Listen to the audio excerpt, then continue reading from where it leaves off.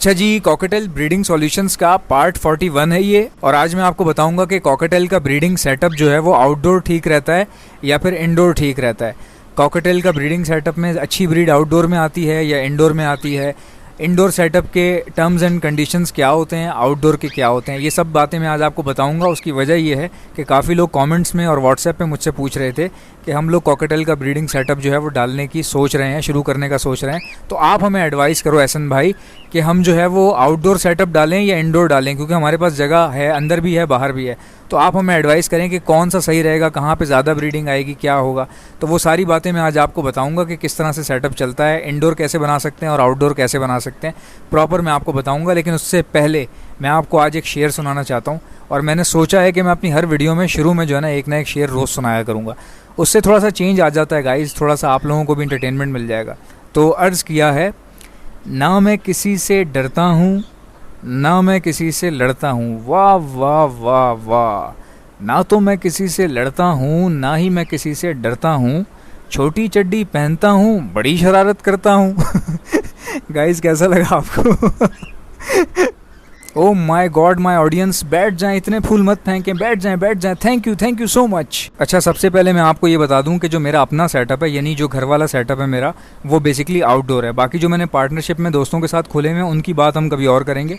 But जो मेरे घर पे अपना जो मेरा सेटअप है यहाँ पर, वो आउटडोर है। आउटडोर कैसे है कि वो मैंने टेरेस में बनाया हुआ है। अब टेरेस का जो सामने व्यू है वो बिल्कुल खुला हुआ है, कुछ भी नहीं है सामने। यानी कि 5वें फ्लोर पे मैं रहता हूँ, 5th फ्लोर पे, तो सामने सारा कराची नज़र आता है। और यहाँ तक कि इवन के एयरपोर्ट के प्लेन्स जो खड़े हैं वो भी नज़र आते हैं मेरी टेरेस से थोड़े बहुत, यानी कि दूर हैं लेकिन नज़र आते हैं।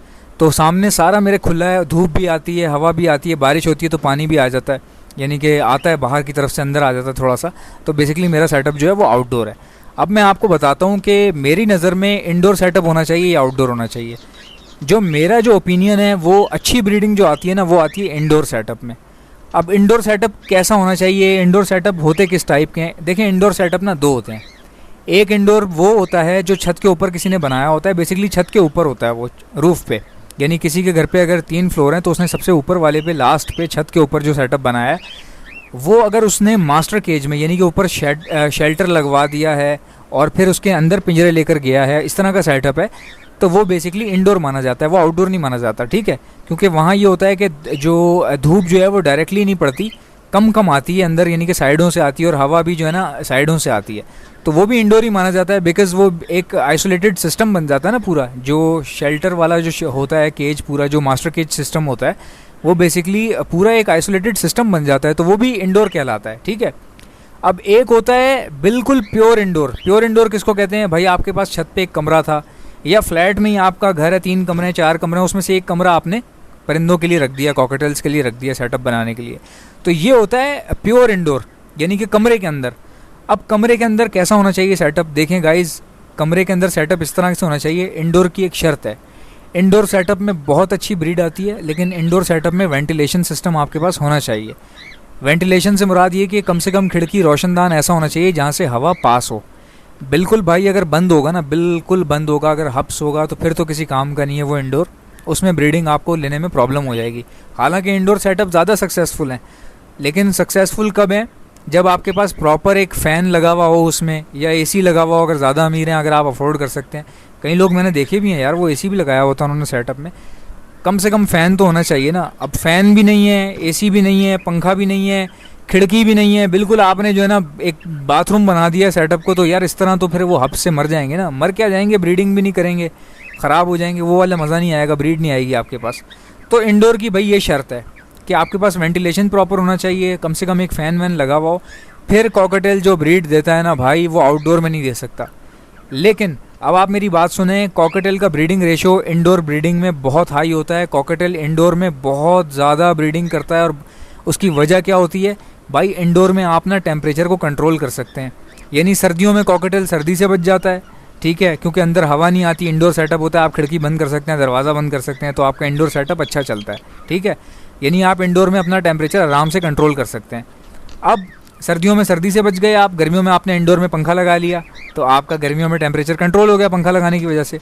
लेकिन आउटडोर में ना टेम्परेचर कंट्रोल नहीं हो सकता, यानी कि भाई अगर गर्मी लू चल रही है ना, तो बाहर जाहिर सी बात है लू चलेगी तो गर्मी तो होगी। अब कॉकटेल आपके आउटडोर पड़े हुए हैं, उनको भी गर्मी लगेगी। तो बाहर जो है ना आउटडोर में टेम्परेचर कंट्रोल करना बहुत मुश्किल हो जाता है गाइस। अगर आप पर्दा भी लगा लें ना, कुछ चादर भी आगे लगा लें धूप से बचने के लिए, तब भी यार एक तपिश तो होती है ना, वो अंदर एक हब्स गर्मी तो होगी ना उसके। अच्छा, अब दूसरा आउटडोर में क्या होता है, बारिश हो जाए तो ख्याल करना पड़ता है थोड़ा सा। अब दूसरा फिर ये कि सर्दियाँ जब हों तो भाई आउटडोर में इतनी ठंड हो जाती है, मैं आपको बता नहीं सकता। सर्दियों में भी टेम्परेचर नहीं कंट्रोल कर सकते आप आउटडोर में, ज़ाहिर है प्रॉब्लम हो जाती है। अब हम लोग क्या करते हैं, मैं प्लास्टिक वगैरह डाल देता हूँ, काम चल जाता है अल्हम्दुलिल्लाह, सही चल जाता है। लेकिन यार इंडोर सेटअप ना बहुत सूटेबल है, लेकिन इंडोर में इतनी मेंटेनेंस है, इंडोर में बहुत ख्याल करना पड़ता है। अब आउटडोर में क्या है, धूप पड़ती है ना तो सारे जरासीम मर जाते हैं, ठीक है। आप अगर सफाई नहीं भी करते तो आउटडोर में काम चल जाता है, यानी अगर आप 2 महीने में एक बार भी सफाई कर रहे हैं तो मसला नहीं है। आउटडोर में ये अयाशियाँ हैं, सफाई वफाई का इतना टेंशन होती नहीं है, यानी आप 2 महीने बाद भी करें तब भी आपके कॉकटेल बीमार नहीं होंगे, क्योंकि धूप वूप पड़ती है। धूप पड़ने से क्या होता है कि उसमें जरासीम पैदा इतने नहीं होते। अब इंडोर सेटअप जो है ना, इंडोर में धूप तो आती नहीं है, अब इसमें आपको ख्याल करना पड़ेगा सफाई का, हर चीज़ का। चूंटियाँ तो नहीं आ रही कहीं कमरे के अंदर जो है ना, मेरे बॉक्स में हमला तो नहीं कर दिया कॉकटेल के बच्चों पे, ये आपको ख्याल करना पड़ेगा। और सफाई आपको ऐसे करनी पड़ेगी कि वीकली, हर हफ्ते आपको सफाई करनी पड़ेगी। आउटडोर में आप 2 महीने में एक बार भी करें चलेगा, इंडोर में आपको भाई हर वीक सफाई करनी पड़ेगी और उनका ख्याल करना पड़ेगा कॉकटेल का थोड़ा सा। लेकिन ब्रीड भाई इंडोर में बहुत ज़बरदस्त आती है, मज़ेदार आती है। अब क्या होता है कि आप कॉकटेल ख़रीद के लाएँ, अब जिस बंदे से ख़रीद के लाए हैं उसका सेटअप आउटडोर था, आपने कॉकटेल ला के इंडोर में डाल दिए, तो ऐसा पॉसिबल है कि उसमें से कोई, जैसे अगर आपने 10-15 पेयर लिए हैं किसी के आउटडोर सेटअप में से, आप लेकर आएँ और आपने इंडोर रख दिए, तो हो सकता है भाई 3-4 पीस आपके लुढ़क जाएँ, ठीक है। उसकी वजह ये होती है कि वो आउटडोर के आदी थे, अचानक इंडोर में ना थोड़ा सा एडजस्ट करने में टाइम लगता है, उसमें होता है अक्सर 3-4 पीस लुढ़क जाते हैं, ठीक है। तो दिल छोटा नहीं करना, हमने बहुत लुढ़काए हैं मेरी जान। अब तक मैं तकरीबन 1000 से ऊपर जो है ना मेरे पास बचपन से लेके उसके आखिर तक जो है ना लुढ़क चुका है मेरे पास, लेकिन फ़ायदा फिर भी हो रहा है। सारे के सारे नहीं लुढ़कते भाई, बहुत कम केसेस में होता है, कभी 1 हो गया, कभी कई हो गया, कभी 2 हो गया, बहुत कम होता है यार ऐसा। अब तो खैर अल्लाह का शुक्र है, मरते वरते नहीं है मेरे पास, ना बीमार हो रहे हैं। 2-3 साल हो गए ना कोई मरा है ना बीमार हुआ है, ठीक है। तो इंडोर में आपको ना ये ख्याल रखना है सारी चीज़ों का, फिर आपके पास ब्रीडिंग जो है ना बहुत अच्छी आएगी। अब एक और बात कर लेते हैं कि लोग ये बोलते हैं कि यार इंडोर में जो है वो हम खाने में क्या क्या दें, ठीक है। तो इंडोर में आप कोशिश करें कि वीकली, यानी हफ्ते में तकरीबन 2 से 1 बार जो है वेजिटेबल्स का जो है ना सॉफ्ट फूड बना के दें कॉकटेल को, तो इंडोर में वो अच्छा रहेगा, खुश यानी कि खुश होता है कॉकटेल इंडोर में, ठीक है। अब आउटडोर में भी दें, ऐसा नहीं है कि वेजिटेबल आउटडोर में नहीं देनी, इंडोर में आप दें, इंडोर में खुश रखें कॉकटेल को, बहुत ज़बरदस्त ब्रीड करेगा। अब मैं आपको बताता हूँ आपने सेटअप शुरू कैसे करना है अगर आप इंडोर शुरू कर रहे हैं। यार आप एक काम करें, आप जैसे लेट सपोज़ के तकरीबन कोई 15-20 पेयर ख़रीद के ले आए, आप 20 पेयर ले आए, लेट सपोज़ 20 पेयर आप ले आए।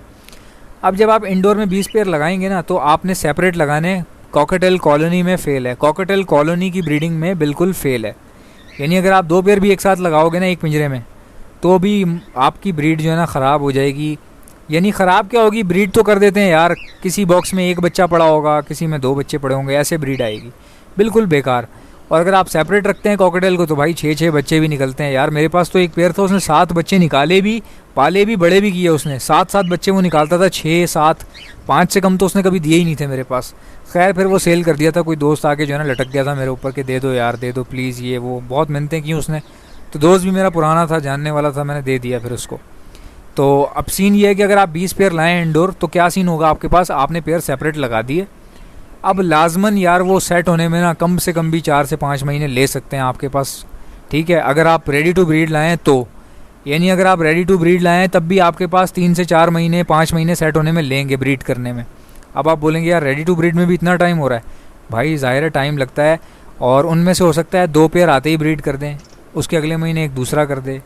अब क्या होता है इंडोर सेटअप में, क्या होता है जब आप बल्क क्वांटिटी में कॉकटेल के पेयर डालते हैं ना, 10 से ऊपर पेयर डालते हैं, तो उनमें से अगर कोई एक भी ब्रीड करता है ना तो सेटअप चलने लग जाता है, यानी कि उसके अगले महीने दूसरा ब्रीड कर देता है, फिर पूरा सेटअप ब्रीड करना शुरू कर देता है।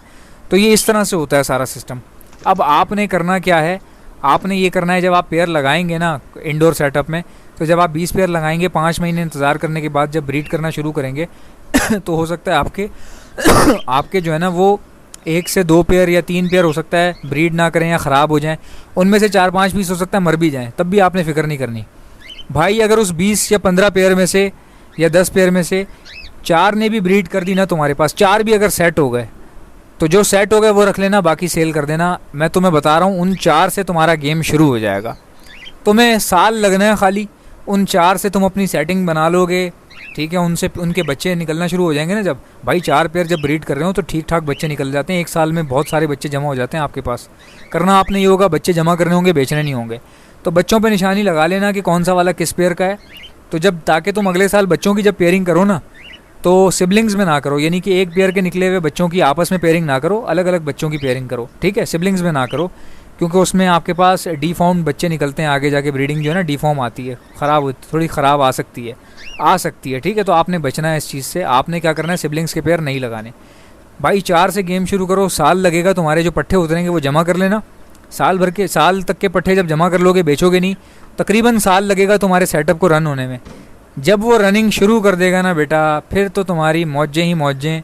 फिर तो तुम कभी पीछे मुड़ के नहीं देखोगे, तुम मुझे भी नहीं पहचानोगे ऐसन कौन है, इसने बताया था यार सेटअप इस तरह डालना है। फिर तुमने कहाँ मुझे पहचानना है, तुम तो ऊपर से ऊपर ही जाओगे ना फिर। अब मैं आपको अपना एक्सपीरियंस बताता हूँ कि मैंने क्या किया, किस तरह से शुरू किया। क्या मेरे अब्बू को शौक था, तो मैं तो पैदा ही ऐसे हुआ था, छोटा था तो कॉकटेल मेरे घर में ऑलरेडी पहले से थे। तो बीच में क्या हुआ, जब घर वर शिफ्ट किया ना, जब मैं छोटा था तकरीबन 4-5 साल का या 8 साल का जब मैं हुआ, तो हमने घर शिफ्ट किया ना। अब उस घर शिफ्ट करने में मेरे अब्बू ने पूरा सेटअप खाली कर दिया, दे दिए आगे पीछे ना, ख़त्म कर दिए। तो जिस नए घर में हम गए तो वो थोड़ा छोटा था, तो मेरे अब्बू की ड्यूटियाँ भी ऐसी थी, इंस्पेक्टर थे ASF फोर्स में मेरे अब्बू। तो ज़ाहिर है उन बिज़ी थे, तो उन्होंने सोचा यार ख़त्म कर दूंगा, पोस्टिंग वोस्टिंग भी आ रही थी उनकी, तो उन्होंने ख़त्म कर दिए। अब जब हम नए घर में गए ना, ज़ाहिर है मैं बचपन ही मेरा कॉकटेल में गुजरा था, परिंदों में ये वो। तो मैं ना फिर बड़ा परेशान सा हो गया, दिल करता था मेरा ना, जब भी मैं कहीं किसी के पास कोई तोता देखता तो फिर मेरा दिल करता। तो जब मैंने सेटअप शुरू किया ना, जब मैंने कंटिन्यू किया, ख़रीदना शुरू किए, तो मैं आपको बताता हूँ मेरे साथ सीन क्या हुआ। भाई इतने बड़े बड़े फ्रॉड हुए हैं, यानी कि मैंने इतनी मुश्किल से अपनी ईदी जो होती है ना, ईद पे जो पैसे मिलते हैं वो मैंने जमा किए। मैं पहले फिंचों का पेयर लाया, ठीक है। वो मुझे रखने ही नहीं आया, मुझे पता ही नहीं था। फिर मैं किसी ने कहा ऑस्ट्रेलियन लेना तुम, फिर मैं ऑस्ट्रेलियन लेकर आया। ऑस्ट्रेलियन मैंने रखे, क्योंकि मुझे पता नहीं था उनको मैनेज कैसे करना है, तो उन्होंने ब्रीड नहीं किया मेरे पास। फिर क्या हुआ, मैं बड़ा हो गया, काफ़ी थोड़ा सा बड़ा हो गया, समझदार हो गया, तो उस टाइम पे मेरे पास कुछ पैसे आना शुरू हो गए। तो मैं क्या करता था, बच्चों को ना ट्यूशन वगैरह पढ़ाना शुरू कर दी थी मैंने, तो काफ़ी पैसे आना शुरू हो गए थे मेरे पास। तो मैंने क्या किया कि तकरीबन 50-60 हज़ार रुपये कॉकटेल में इन्वेस्ट किए। अब जिस बंदे के पास से मैंने लिए ना, तो उसने क्या किया, उस हरामी ने क्या किया कि 2-2 महीने के पट्टे दे दिए, 2-2 महीने के, और पैसे मुझसे वो ले लिए रेडी टू ब्रीड वाले।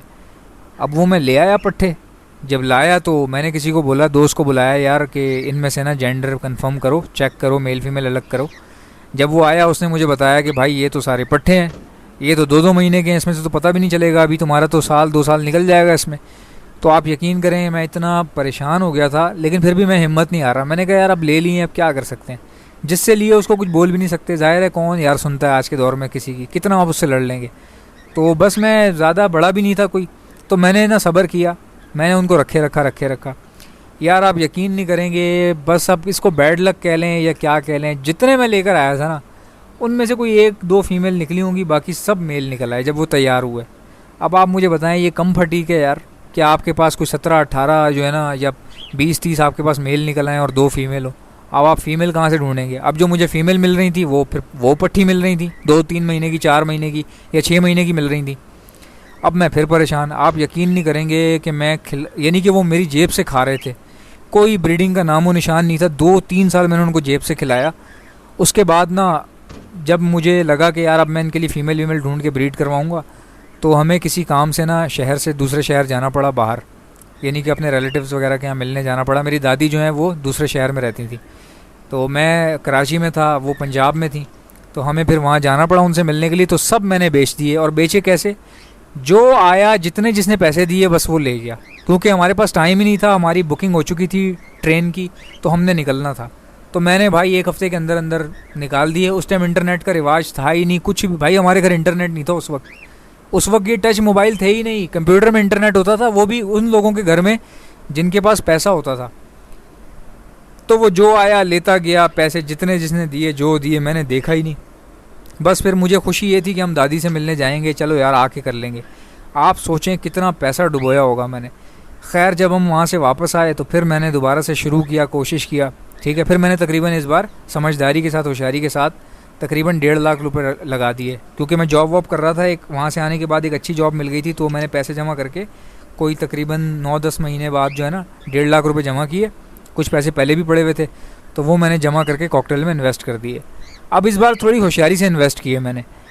अब वो इन्वेस्ट करने के बाद क्या हुआ कि मैंने चलाना शुरू किए कॉकटेल के पेयर। आप यकीन नहीं करेंगे, तकरीबन ठीक ठाक पेयर मैं लेकर आया था, बड़े महंगे महंगे, बहुत ज़्यादा पेयर नहीं थे लेकिन महंगे वाले थे, इनो और इनोपाइड वगैरह इस तरह से। तो हुआ ये कि रेडी टू ब्रीड थे वो, बिल्कुल होशियारी से मैं लेकर आया था। उसके बावजूद भाई 1 साल हो गया, ब्रीड ही नहीं आई, 1 साल। अब मैं परेशान हो गया, ऐसा क्यों हो रहा है, क्यों हो रहा है, क्यों हो रहा है। फिर ना मैंने तवज्जो देना छोड़ दी उन पे ना, मेरा दिल खट्टा सा हो गया। मैंने कहा यार अब पता नहीं क्या होगा, मैं तो अब देखूंगा भी नहीं इनकी तरफ। मैंने पता नहीं, कुछ दिल मेरा उदास हो गया। खैर मैं उनको दाना पानी डालता था, फिर मैं ऑफिस चला जाता था। उनके ऊपर कॉकटेल के बारे में मैंने सोचना ही छोड़ दिया, कॉकटेल के बारे में मैंने सोचना ही छोड़ दिया। मैंने कहा यार मैं क्या, इनमें दिल मेरा ख़राब हो गया था। तो दाना डालता था, निकल जाता था, बस बड़ी मुश्किल से उनको दाना डालता था और उनकी तरफ देखता भी नहीं था, इतना दिल दुख गया था मेरा। आप यकीन नहीं करेंगे, जब मैंने उन पर तवज्जो देना छोड़ दी, वो सारे ब्रीड पे आ गए, सारे के सारे ब्रीड पे आ गए। और ये मैंने महसूस कर लिया कि कॉकटेल में आप जितना घुसे रहते हैं ना, जितना आप देखते रहते हैं उसको, घंटों घंटों बैठे रहते हैं ना उसके आगे, वो फिर ब्रीड नहीं करता, वो तंग करता है वो। क्योंकि ये थोड़े नखरे वाले जानवर होते हैं ना, जब आप इनकी परवाह करना छोड़ देंगे ये खुद ब्रीड पे आ जाएगा। ठीक है, आज मैंने आपको बता दिया इंडोर में क्या होता है, आउटडोर में क्या होता है। वो दिन है, आज का दिन है, मैंने पीछे मुड़ के नहीं देखा भाई। अल्हम्दुलिल्लाह वो टाइम से अभी तक चल रहा है मेरे पास सब कुछ, और मैंने बेचे ही हैं, ख़रीदे बहुत कम है। उस दिन के बाद से मेरे पास ब्रीड आती है, मैं बेचता हूँ, ख़रीदता बहुत कम। तो इस तरह से है। अब आउटडोर सेटअप में आपने क्या ख्याल करना पड़ता है, आउटडोर सेटअप में ये है कि टेम्परेचर आपसे कंट्रोल होता नहीं है, तो आप खाली कोशिश कर लेते हैं थोड़ी सी, उससे ये होता है कि थोड़ा बहुत फ़र्क आ जाता है।